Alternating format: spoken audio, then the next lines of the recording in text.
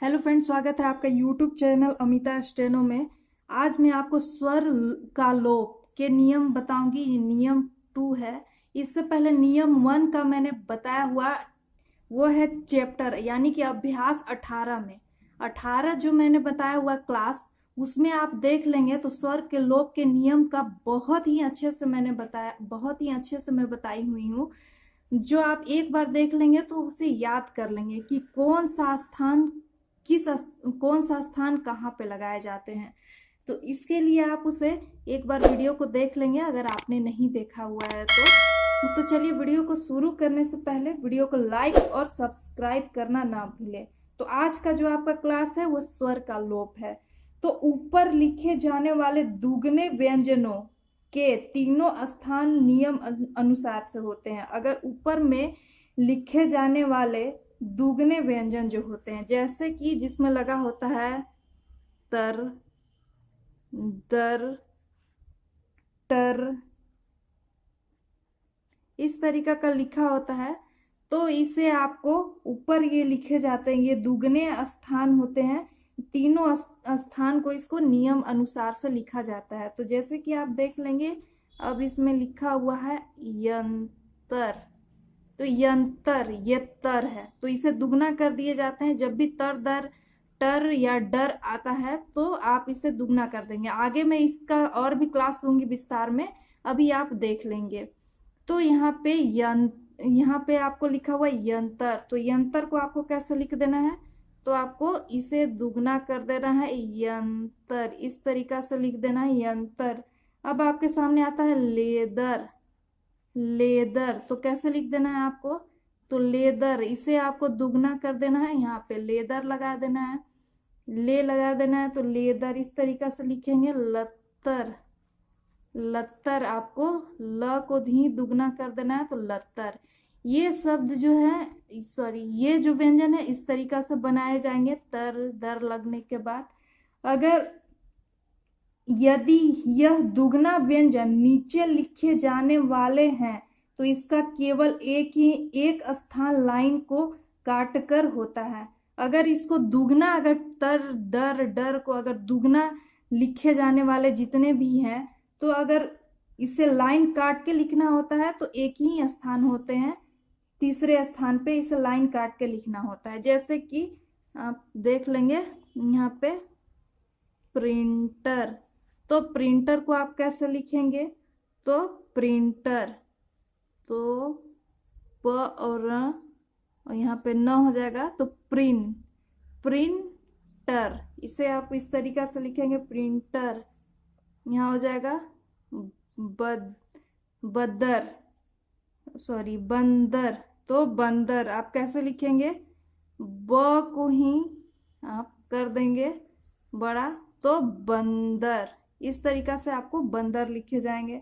अगर आपको लिखना है पातर, तो इसे आप कैसे लिखेंगे, तो प को आपको लंबा कर देना है, पातर।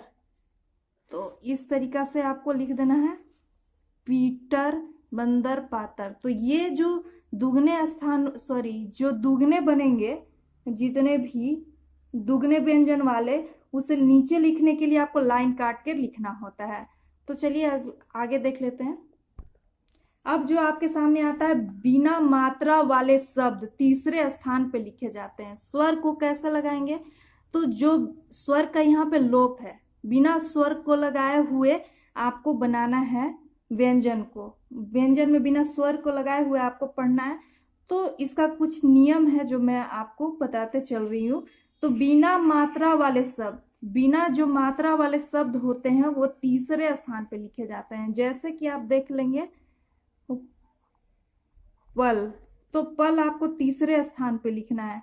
तो यहाँ पे कैसे लिखेंगे, प और ल, इसे काट के लिखना है आपको। ये तीसरे स्थान पे लिखे जाते हैं। तो पल का तीसरा स्थान क्या होता है, काट के। पहला स्थान आप देख लेंगे इस तरीके से, पहला स्थान, ये दूसरा स्थान और ये तीसरा स्थान। लेकिन जब आड़ी रेखाएं होती हैं तो पहला, दूसरा और तीसरा ये दोनों ही लाइन पे होती है आड़ी रेखाएं। तो इस तरीका से आपका क्या बता रहा है कि शब्द में तीसरे स्थान पर लिखना चाहिए जब मात्रा ना हो। अब जैसे कि पक, तो पक को कैसे लिखेंगे?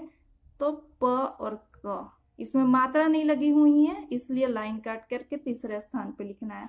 अब आगे देख लेंगे कि अब आपके सामने जो आ रहा है, बहुत से ऐसे शब्द हैं जिसमें मात्रा न लगने से अर्थ के समझने में बड़ी कठिनाई होती है। बहुत से ऐसे शब्द होते हैं जिसमें मात्रा अगर ना लगाए तो उसे समझ पाना मुश्किल होता है। उसमें जो मात्रा स्थान विशेष से न समझी जा सके, उसको जो आप समझ नहीं सकते हैं, उसमें आप मात्रा जरूर लगाएं, बिना मात्रा का आप ना बनाएं।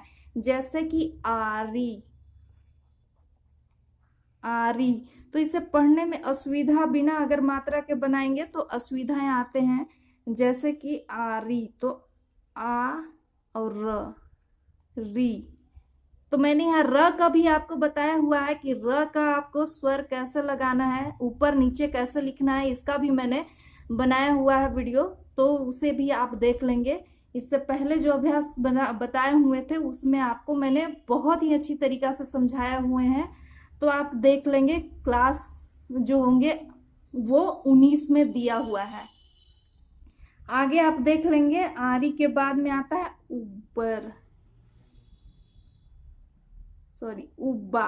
उब्बा को आपको कैसे लिखना है? तो उ, ये तीसरे स्थान पे, तो मैंने तीसरे स्थान काट के लिख दिए ब को और बा। बहुत ही अच्छी तरीका से मैंने समझाया हुआ है दोस्त, तो क्लास 18 आप देख लेंगे। ये प्लेसेस आपको एक बार में ही समझ जाएंगे कैसे लगानी है। अब लिखना है यो, तो यो, तो यो, ओ, इस तरीका से यो बनाना है आपको। अब आपके सामने लिखना है ओदा, ओदा। अगर बिना इसे आप लगाए हुए स्वर को इसे आप बनाते हैं तो इसे पढ़ने में बहुत ही मुश्किल होंगे। तो यहाँ पे ओ दूसरे स्थान पे होता है ओदा, ये दूसरे स्थान पे ओदा। अब आपके सामने आता है ओला, ओला। ओला कैसे आप बनाएंगे? तो ओ दूसरे स्थान ओ और ला, इस तरीका से आपको ओला बनाना है। अब आपके सामने आता है, जब ल या र के ऊपर और नीचे लिखे जाने से स्वर का ठीक ठीक पता न लगे तो मात्रा को लगाना चाहिए। इससे पहले ल और र को मैंने पढ़ाया हुआ है ऊपर नीचे कैसे लिखे जाएंगे, तो आप उस वीडियो को भी आप देख लेंगे। आगे आपके आता है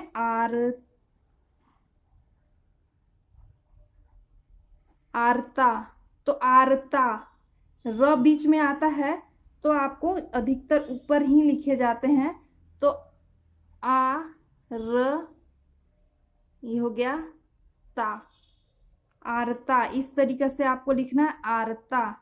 अब आपको लिखना है आरती, आरती।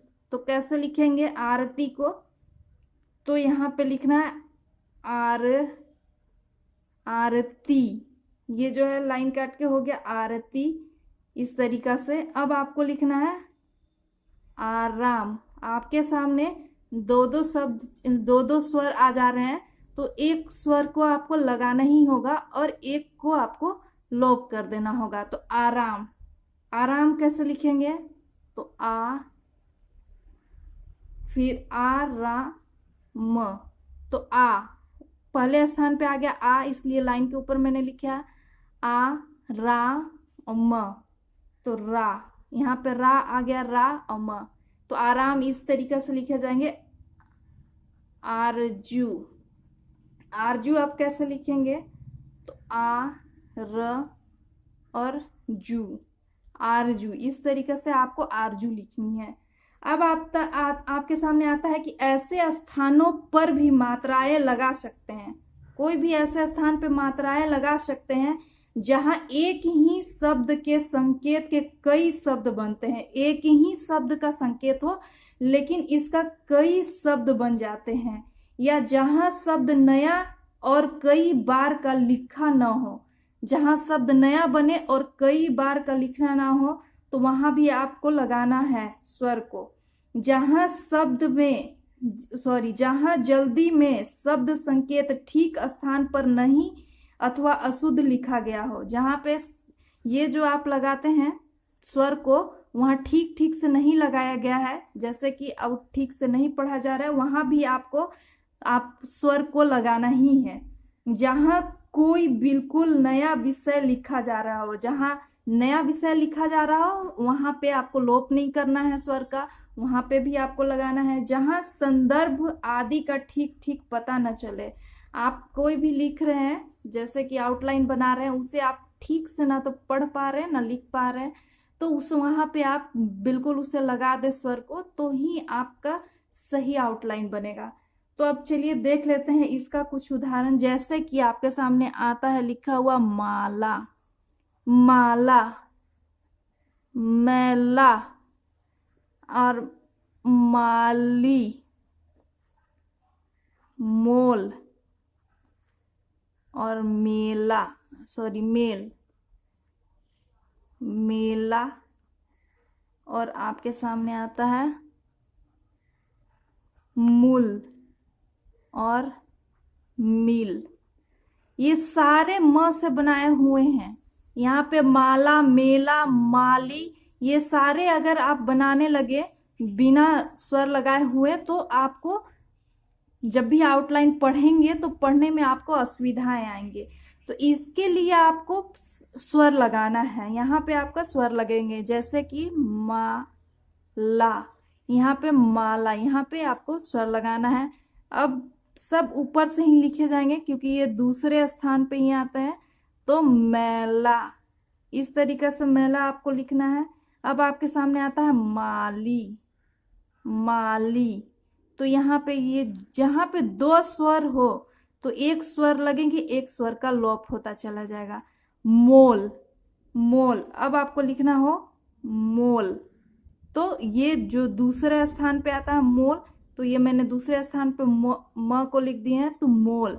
अब मेल, मेल कैसे लिखेंगे, तो ये भी दूसरे स्थान पे आता है, ये आड़ी दिखाए हैं चूंकि म, तो इसका जो होता है ये दूसरा और तीसरा ये लाइन पे ही होते हैं, तो मेल। अब मेला, मेला आपको लिखना है, तो आपको मेला, इस तरीका से आपको मेला लिख लेना है। मूल, अब मूल कैसे लिखेंगे, तो मूल, यहाँ पे आपको बनाना है मूल, यहाँ पे ऊ लगा देना है, तो मूल। अब आपके सामने आता है मील, मील कैसे बनाएंगे, तो मील, इसमें भी आपको स्वर लगाना है। तो इस तरीका से अगर बिना स्वर का आप इसे बनाते हैं तो आप माला को मैला भी पढ़ सकते हैं, इसलिए आपको लगाना जरूरी है। इस तरीका से म का, सॉरी, जिस तरीका का ये माला, मेला, इस तरीका का आएगा आपके सामने, या फिर दो आपके सामने स्वर आए जहां भी, तो एक का लोप करेंगे, एक में आपको आप स्वर लगाना है। ये था आपका स्वर का क्लास दूसरा। मैंने पहले, इससे पहले 18 में special class vowel and consonant, किसी ने रिक्वेस्ट किए थे कि मैम वॉवेल और कॉन्सोनेंट को जो प्लेसमेंट है, यानी कि उसका जो स्थान है, उसे आप बताएंगे। तो मैंने बहुत अच्छी तरीका से पढ़ाए हुए हैं, तो आप एक बार देख लेंगे। आप ये वीडियो आपको कैसी लगी, आप लाइक, कमेंट और शेयर जरूर करें, साथ ही साथ आप वीडियो को सब्सक्राइब करें। तो चलिए मिलती हूँ नेक्स्ट वीडियो में, तब तक के लिए धन्यवाद।